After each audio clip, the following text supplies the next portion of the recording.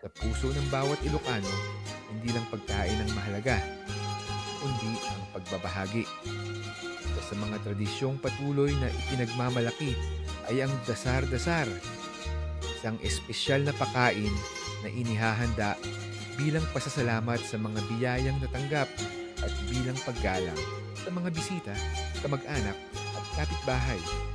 Sa dasar-dasar, nagsasama-sama ang buong komunidad upang magsalusalo sa mga pagkaing Ilocano tulad ng igado, dinardaraan, pansit, adobo, at iba pang lutong bahay.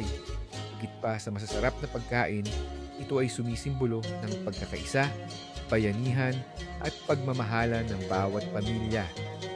Hanggang ngayon, buhay na buhay pa rin ang tradisyong ito sa iba't ibang bayan ng Ilocos. Isang paalala na ang tunay na yaman ay hindi lamang nasa hapagkainan, kundi sa mga taong sabay-sabay na nagsasalo rito. Nagana sa nabiyag no si kaading tay mabuyag dago sa mabang aran kaungan daytoy rigna ngamin tapintas mo awan pangipadaag isot mang kayaw daytoy marikrik na dayta nga isisem mo